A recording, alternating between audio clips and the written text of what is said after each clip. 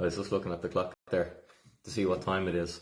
If you understand this, you can change your future right now in a really positive way. Guys, hi, Dinny here from Bitcoin with Dinny. Remember, nothing here is financial advice. I just try and share some of the things I've learned along my journey.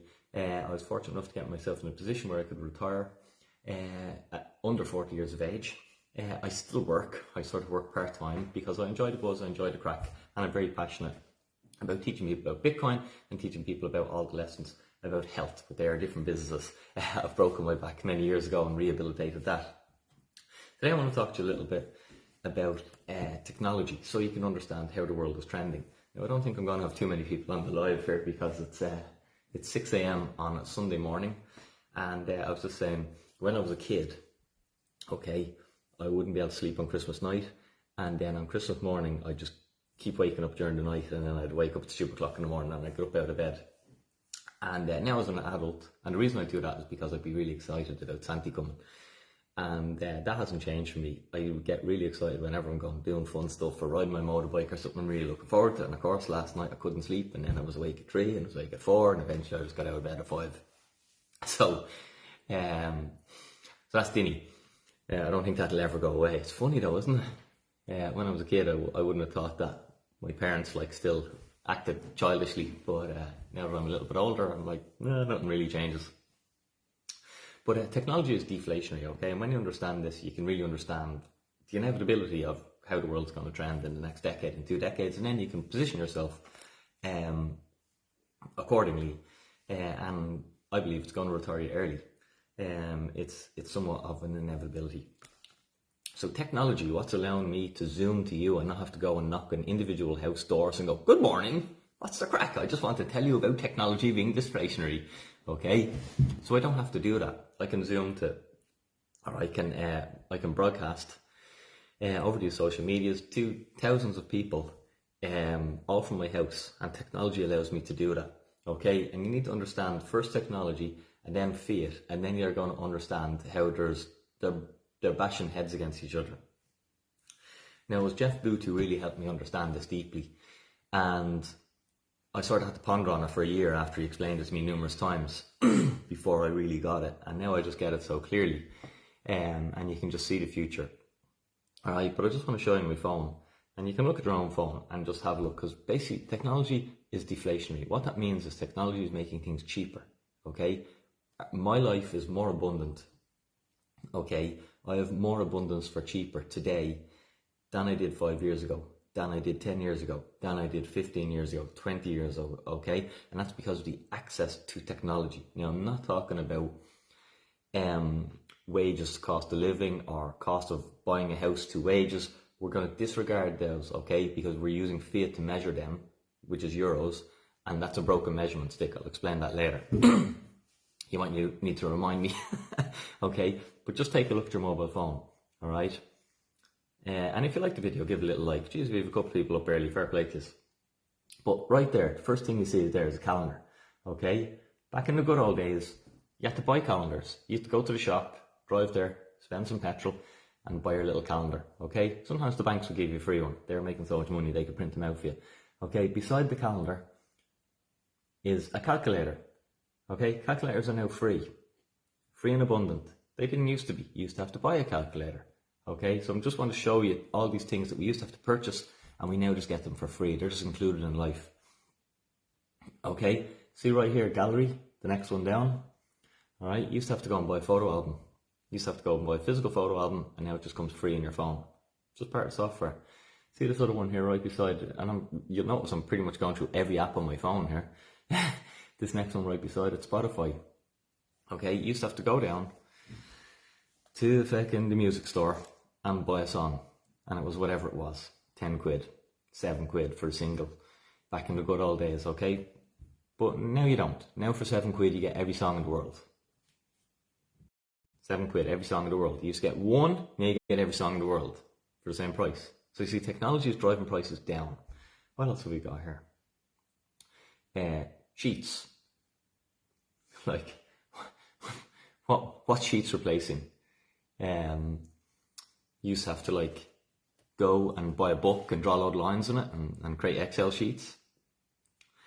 Okay, MSN, Magic seaweed. If you're into any niche things, you'll notice this. So that's magic seaweed. I used to have to do this, and I remember doing it.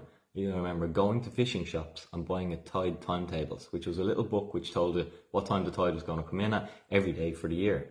Okay? I don't have to do that anymore. It's free on Magic Seaweed. Okay?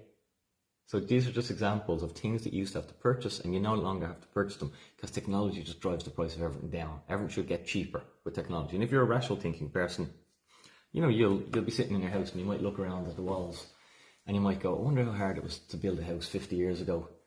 And now with all the modern technologies, it must be a lot easier. It must be a lot more efficient. It must be a lot faster. And then if you're really a rational thinking person, you might rub your chin like this to look a bit sophisticated. And you might go, why are the bloody thing so expensive when I could buy one of these for 20 grand like only 30, 40 years ago, and now I need 500,000 when it's cheaper and easier and faster. Okay? And you'd be right to think that. Most people don't, but you would be right if you questioned it and you didn't just swallow it's just price inflation, we need it.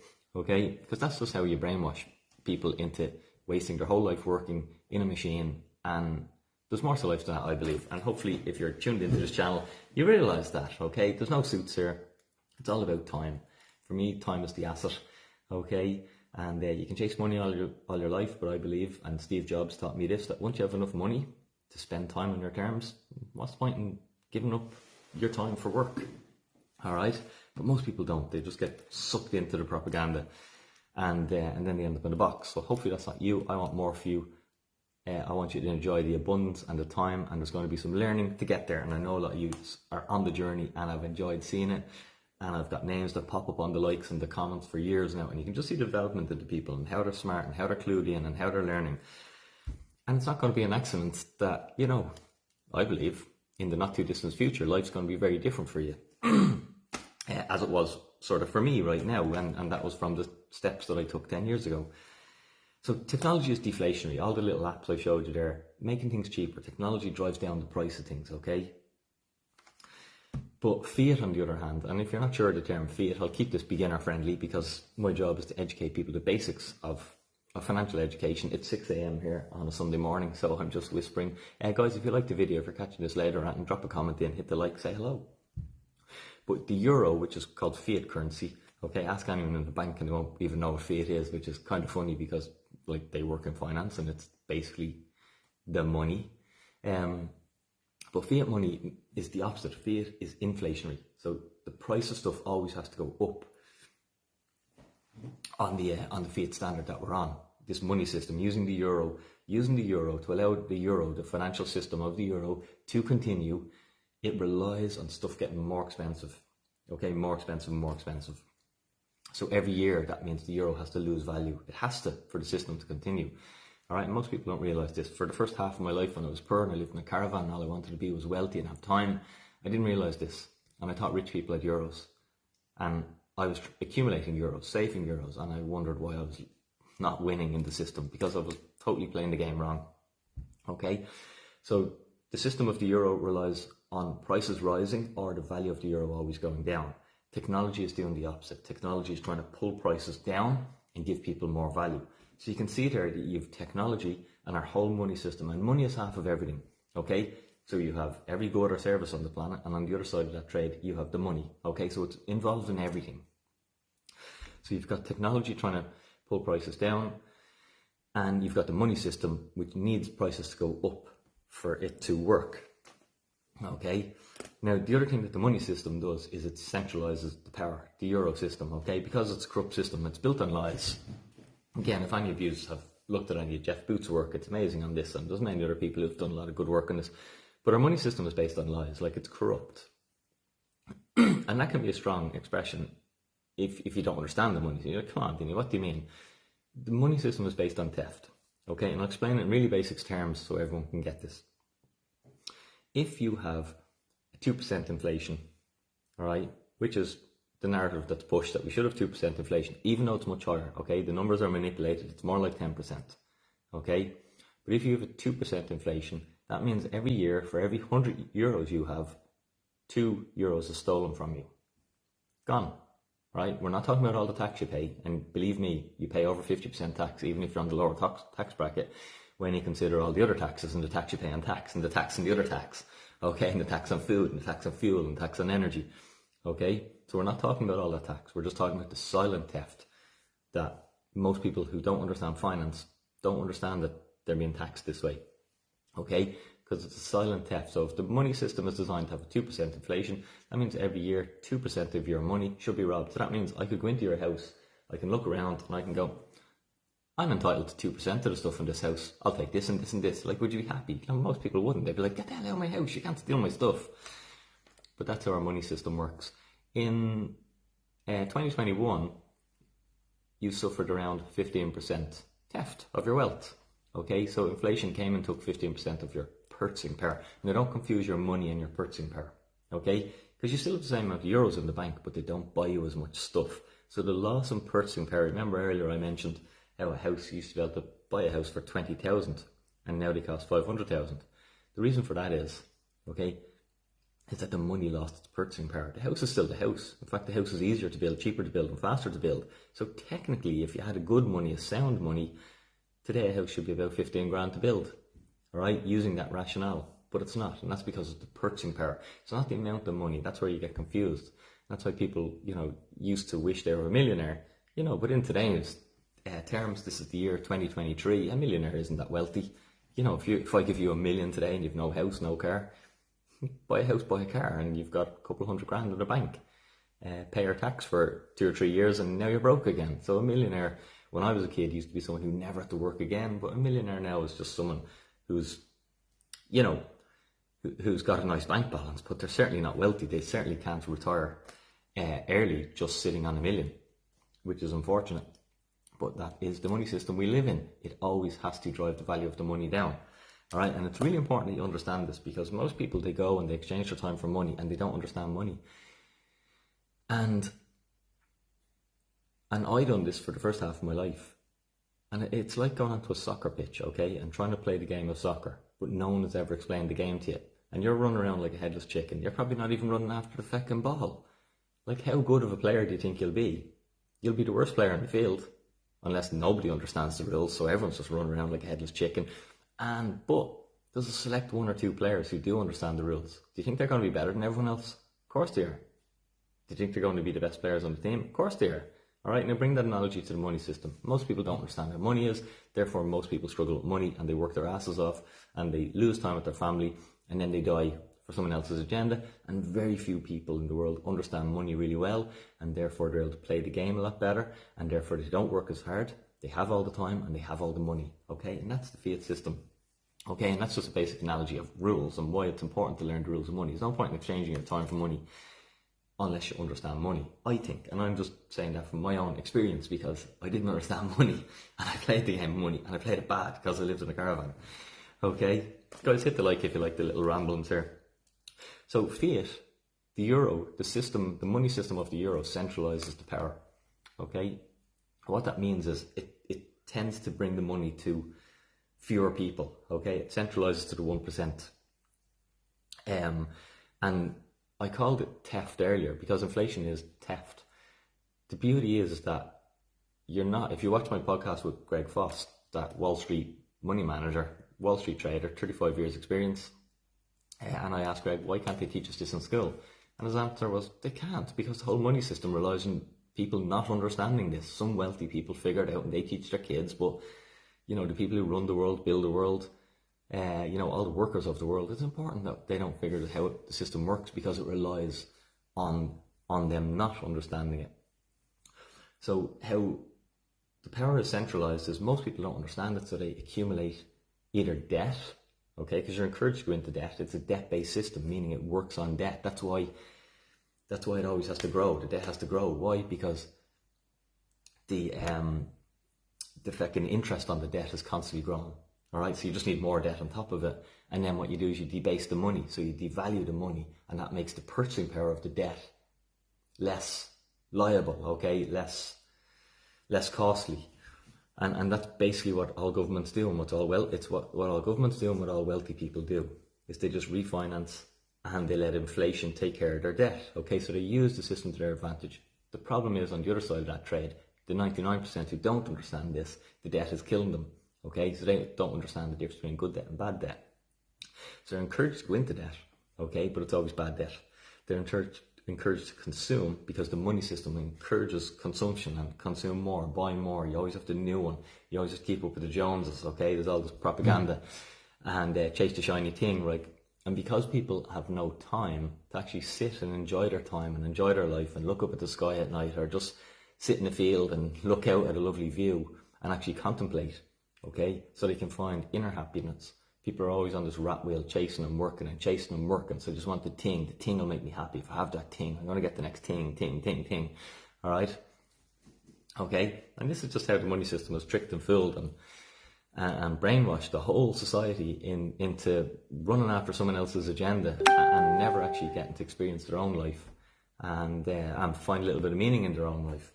Now, I'm just going to touch on Bitcoin for one moment. I know I haven't even mentioned Bitcoin, but I want to touch on it for a moment. So fiat encourages this consumerism.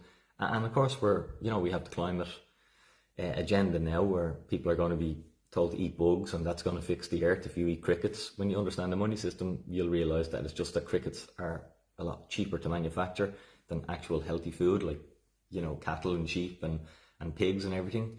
And that's why the agenda is, but the narrative will be climate change, but it's nothing to do with that. It's just that the fiat system has to bleed the value of everything, okay? Everything has to cost more, so we need to lose the quality. Quality deteriorates to keep price stable. So you can still pay the same price for your burgers, but instead of getting beef burgers, you're getting cricket burgers or insect burgers, okay? And this is just how the fiat system works. When you understand money, this stuff's crystal clear. Bear with me if this is all new content for you. And if you enjoy this content, guys, push it out there. There is a lot in this video. I was talking about technology earlier, and I really want people to try and get this, because if you can understand this concept, you really understand where the world trends, and you really understand how to position yourself, okay? So you can retire early, so you can generate wealth for your family, because the system is doing the opposite. The system is attempting to make you poorer. It has to make you poorer, okay, for the system to continue and work, all right? But that's not good for you. I'd rather you had the wealth and abundance to go and enjoy the time, because I think everyone deserves that. So Bitcoin for a second. The fiat system pushes consumerism. Bitcoin does the exact opposite. I was at a Bitcoin event there on, Thursday, and I was chatting to a load of Bitcoiners, and these were all people, I was chatting to a gang who were in my Retire Early club, and we were just chatting about mindset and how Bitcoin changed your mindset. See, when you understand Bitcoin, you understand money. Okay, you understand food, you understand healthcare, everything just makes total sense to you. You see all the problems with the world and where people are pushed in the wrong direction. And therefore, Bitcoin changes your mindset, because with Bitcoin, you have a deflationary money. Okay, or let's put it in simpler terms, you have a money that increases in purchasing power. Now, what that means is that that changes your mind. Because rather than you having the money that you know is guaranteed to go down in value, in 5 years, whatever you save in the bank is going to buy you less stuff. Maybe you don't know that, but that's the facts, right? But a lot of people instinctively know this. So they're encouraged to spend their money because they can never get ahead in the system. They just want the next thing to satisfy their need, as opposed to having been able to save up some money and have some time to enjoy their life. With Bitcoin, it's quite the opposite. Because Bitcoin increases your purchasing power, one, gives you hope for a better future. All right, when you understand Bitcoin, its inevitability, it's like, this is so amazing. It's done such positive things for my life. Like, it's pretty inevitable that other people are going to figure this out and use this technology. Despite, of course, the narrative, the media, who are controlled by the 1%, own the media, so they push the narrative of Bitcoin bad. But that's not slowing down Bitcoin's adoption. Bitcoin's adoption is going hockey stick, okay? There's never been an all-time high for hash rate. That means the power of the Bitcoin network. There's all-time highs for the people owning 0.01 Bitcoin, 0.1 Bitcoin, and 1 Bitcoin. It's all-time high. So that means individual, small entities are figuring this out and going, well, there's a money system that goes up in purchasing power. I'm going to have a little bit of exposure to that. And whether it's 0.01, they're just dipping their toe in with 100 quid or something, or they're after making it more meaningful, like buying a Bitcoin, okay? But the network is growing, is my point, all right? Now, because it increases in purchasing power, your incentive isn't to spend it. Your incentive is now to save, okay? Because everyone has seen the stories. If you're half interested in the space, did you hear about your man? He bought 2 pizzas for 10,000 Bitcoins. Like, how does he feel today? He gave away 10,000 Bitcoins, hundreds of millions of value, for 2 bloody pizzas. okay? And this is how Bitcoin changes us as individuals and will change our world for the better. It's going to get us away from this consumerism and bring us back to, our true meaning on this planet, which is, I don't know what it is, we all have a different meaning, but it's for us to have the time to explore it and figure it out and enjoy it and just be human beings as opposed to human doings, doing, working, trying to stay ahead, trying to pay the bills, okay? And that's the beauty of Bitcoin, okay? Because it can change, because it changes your, and I suppose my whole rant, I'll try and stay on point. I haven't done it live in a while, so I've got a lot. And I'm trying to cover a lot in this because it's quite a broad subject, and it's something I've been thinking, I've been pondering on for about a year to try and get to where I am with it. But as I was chatting to the guys in the Retire Early Club, the number one thing that was coming up was that it changes how to think about money. One of the guys even mentioned, he's like, I used to buy all, label stuff like branded gear, and he's like, no, I just don't bother. It just doesn't mean that to me anymore. I'd rather have that money to put into a savings technology that can give me more freedom in the future than have the label today. So it incentivizes what's called deferred gratification.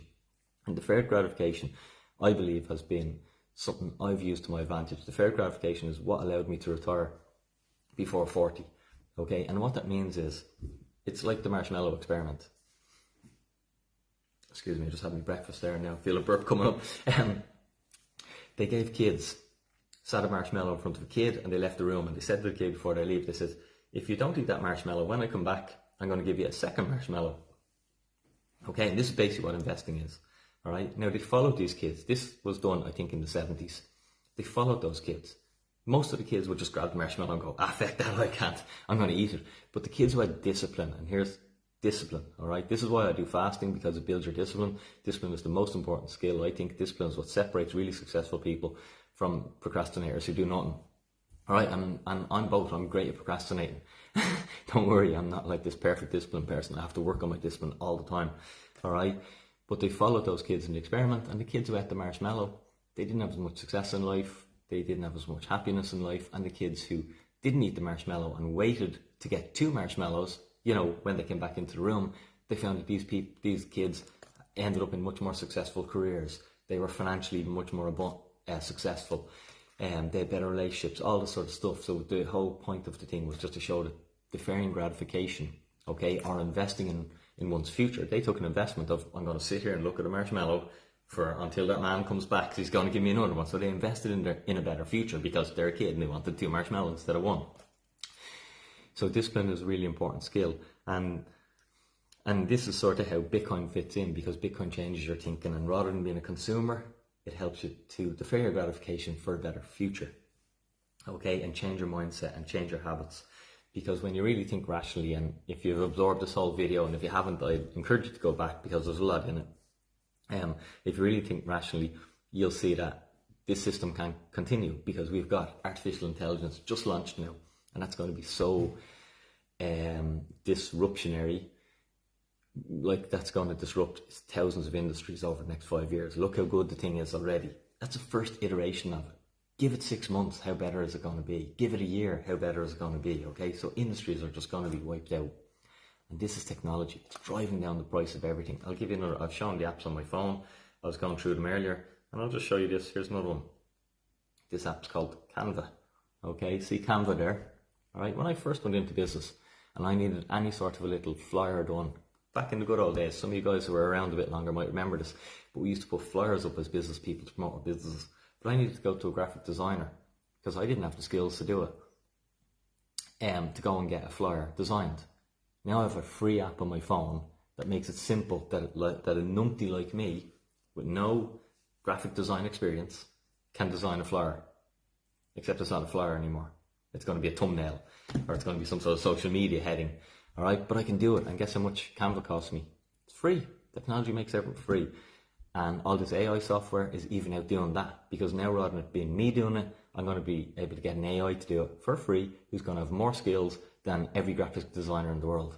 This is technology. Price of everything has to go down with technology, okay? But remember earlier, we talked about the money system. Price has to go up. Do you see a problem? Okay, you have a money system where the price has to always go up, and you have technology where the price is always going down. Like they're bashing against each other. How how does the money system continue the way it is? Remember, euros, everything has to go up in price. Okay, so we get this mass manipulation. And when you understand this, you realise that it's impossible for the money system to continue as it is. There has to be some sort of a debt default, or, you know, conspiracy theories will argue that there's going to be a manufactured event, okay, something manufactured to get everyone onto the digital euro and the digital pound, because that's a money system. And this is the difference. People think it's, sure, what's the difference? I don't really use cash anyway. You have no clue. You need to understand about money, or you'll be a debt slave forever. But a digital euro, okay, is a money system that's not backed by debt. It's not based on debt. It's straight from the central bank. So you don't have the commercial banking sector. So the digital euro is like, that's raging war on the commercial banking sector. People think the digital euro is like going to affect Bitcoin. It's like, you haven't a clue. Digital euro is nothing against Bitcoin. It actually promotes Bitcoin better than me doing all my Facebook videos ever can. Look what happened in Nigeria. They bought out the digital naira, and they're burning the banks as carnage over there, and Bitcoin adoption is going through the roof. Okay, and the commercial banks are all falling apart and getting burnt. So the digital euro is a war on the banks, and the digital euro is a money system that's not backed by debt. Okay, it'll be issued straight from the central banks, European Central Bank probably, if we're still in the euro. But that's an inevitability. So people who think cash is going to survive and we can protest, you're just not understanding how money and technology works. All right, they're like car crashing into each other, and that can't continue. Okay, because technology is going to keep driving the price down, and the money system has to drive the price up. So that's why I know with 100% certainty that the money system as it is cannot continue. How long we continue, I don't know. Is it 5 years? Whatever, doesn't matter. But all I know is that all this does is promotes Bitcoin more and more and more and more, because Bitcoin is the opposite of all this nonsense. So money that goes up in value over time is volatile. Yes, it's volatile. You know, in 2020 my Bitcoin went up 1,000%, and in 2023 my Bitcoin went down 60%. If you only joined Bitcoin or started to buy Bitcoin in 2022 went down 6%. If you only get into Bitcoin then, well, now you're in pain. But like all of us Bitcoiners, if you're prepared to dollar cost average and hold the thing over time, it'll go down some, and it likely goes up a hell of a lot more over time. That's why I say with the Retire Early Club, with all my consulting, when we're building this stuff into pension plans for people, 4 years. If you're not prepared to hold your Bitcoin, if you're not prepared to defer your gratification, if you're not prepared to invest for 4 years, you shouldn't be here. Go buy altcoins. Go chase to get rich quick, because you're not going to get rich quick. You're going to just stay poor with that mindset. It's okay. Investing is all about deferring gratification, putting in the work. Think of the gym. I broke my back. I understand this journey. I love going to the gym. I love working on my body. I think it's a privilege after you've laid in a hospital bed, stare at the ceiling and pray to God that you could walk again. It changes your demeanour a little bit, okay? But going to the gym, working on your physical fitness is the exact same. You don't see a difference in your body. You go to the gym, you bust your ass, you're sweating, you're in pain the next day. Nothing changes in your body. It's cumulatively over time, it compounds, and that's where the results come from time. It's the very same thing in Bitcoin. Guys, nothing you hear is financial advice. It's mainly just common sense stuff. If you like the video, please give it a share. A lot of people probably could do it, seeing this information. A lot of people, the media is making sure you don't understand this information. So it's us as individuals to try and share, push the content out there. Learning about Bitcoin was the best decision I ever made in my life. It's not going to make you rich quick, okay? But I believe, and there's many more smarter people, much smarter than me, believe that it's got the potential to definitely make you very, very wealthy in the not too distant future. And remember, the existing financial system needs to make you poor, okay, at an accelerated rate. And that's why a lot of you people are finding it harder and harder and harder to get ahead, and you're finding that the cost of living is just going up and up, and you're having to work harder for the same. And you should work harder for more, but you're having to work harder for the same. And if that doesn't make rational sense to you, don't worry, you're a rational thinking person. Use your rationality now to try and figure out Bitcoin. Guys, have a super Sunday. I'm going motocrossing today. I'm really excited. It is 20 to 7. So congratulations all the early birds who are up early on a Sunday. Hope you have a super weekend, super day. Give it a share. If you like the video, give it a comment. If something didn't make sense or you have any comments, I'd love to hear them. But like I said, it took me at least 12 months of pondering on this to try and get to where I am with it. And I just see it as a total inevitability. Money system is doomed to failure. are not doomed to failure. Let me reprogram that, because people will look for a reason to go, oh, you're wrong. The money system, the only way this money system can continue is if we debase the money further, which means we need to keep inflating at a higher and higher rate. Okay, so inflation is not going to be 2%. And we can see that in the States, they're changing how they measure inflation. And the reason they're changing it is basically just so they can doctor the numbers. If we measured inflation the way we measured inflation in the 70s, our inflation right now is somewhere around 20%. So we're, and the only reason why we're not feeling that is because technology is doing the opposite. Every year technology makes our life more abundant and cheaper. All right, and that hides the fact that the money is so broken that most of us sort of just, it's like poking needles into someone. It's not killing them, it's just killing them slowly. It's like, ow, ow, ow, ow. But eventually you put little holes in someone, they're going to die. Okay? And that's what we're happening now. So don't bleed out. Understand Bitcoin. I could go right into Bitcoin now. And I'm enjoying the rant, but I won't. So I'll just say, guys, good morning. It's awesome to see us here. Keep learning. For me, Bitcoin is the best thing I ever learned about. And don't worry, you don't need to learn it all in a day or a week or a month or a year, because hopefully you're going to live a lot longer than that. Touch wood, we all are. Dinny out.